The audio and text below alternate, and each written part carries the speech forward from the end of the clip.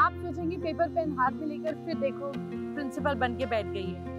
मैं आपको बच्चों की हैंडराइटिंग से बताने वाली हूँ कि आप बच्चों की लाइफ में टेंशन चल रही है कि नहीं, बच्चा पढ़ने में स्ट्रेस तो नहीं ले रहा है, बच्चों का बिहेवियर कैसे है ये बता सकते हैं, बच्चों में कंसंट्रेशन है या नहीं, बच्चों की इच्छा शक्ति कैसी है, ये सारी चीजें उनकी हैंडराइटिंग से हम जान सकते हैं और हमें जाननी भी चाहिए। Because handwriting is your subconscious mind, ये बच्चों के बारे में बहुत कुछ बताता है। अगर बच्चे अपनी लिखी हुई चीज को बार बार काटेगा, जैसे लिखा है हेलो, काटा फिर काटा, इस तरह से बहुत ज्यादा अगर कटिंग होती है तो ऐसे बच्चों में आत्मविश्वास यानी कि कॉन्फिडेंस की कमी होती है। इन बच्चों के इलाज के लिए माता पिता को रेगुलर बच्चों की काउंसलिंग करनी चाहिए, प्यार से समझाना चाहिए। ऐसे बच्चों की डिसीजन मेकिंग भी वीक होती है, ऐसे बच्चों को कहीं ना कहीं अंडरस्टैंडिंग में दिक्कत आती है। मैं आपको एक चीज समझाती हूँ। अब देखिए, मैं इसे लिख रही हूँ और लिखते लिखते मैं काट दूँ इस चीज को। अब काटना भी जो है ये 2 3 4 तरीके से होता है जब बच्चे पेपर में लिखते हैं और कटिंग करते हैं। बच्चे क्यों, बड़े भी तो कटिंग करते हैं। कई बार जब आप लिखते हैं तो आप कैसे कटिंग करते हैं, जैसे for example I am very, तो अब मैंने वेरी काटना है। इसके 3 तरीके हैं। मैं सिंगल लाइन करके काट दूंगी, मैं वेरी को ऐसे ऐसे ऐसे ऐसे गुचड़ मुचड़ कर दूंगी, मैं वेरी को ब्रैकेट में लिख के काट दूंगी, मैं वेरी को स्लैंट लिख के काट दूंगी।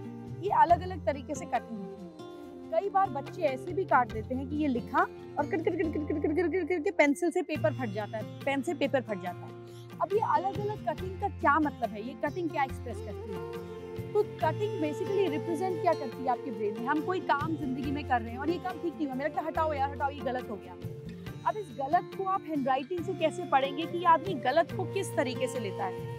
जब आप कटिंग को बिल्कुल सिंपल तरीके से काट देते हैं, दैट मीन्स हमने कोई गलती करी और हमने उसको लेट गो कर दिया कि यार छोड़ो, हो गया, जाने। जब आप कटिंग करते हैं और आप ब्रैकेट डालकर उसको क्रॉस कर देते हैं, दैट मीन्स आप अपनी गलती से सीखते हैं, आप अपनी गलती को छुपाते नहीं हैं। You learn out of your गलती, you make it more enriching experience of your life। आप उससे सीख कर उसको enrich कर लेते हैं। आप उसको slant करके काटते हैं, is that आप सोचते हैं कि अब मैं इस गलती को कभी repeat नहीं करूँगा। ये आप ही का subconscious mind है जो आप करते हैं। सेकेंडली, आप इसको बिल्कुल जोर से काट देते हैं। This is ashamed behavior। ऐसे लोग जब जिंदगी में किसी भी चीज में गलती करते हैं, उनको लगता है नहीं इस बारे में बात मत करो, नहीं हो गया इस बारे में बात मत करो। They just don't want to accept that something wrong has happened, they have done something wrong. They just run away from their past or their mistakes. There is no learning experience in it.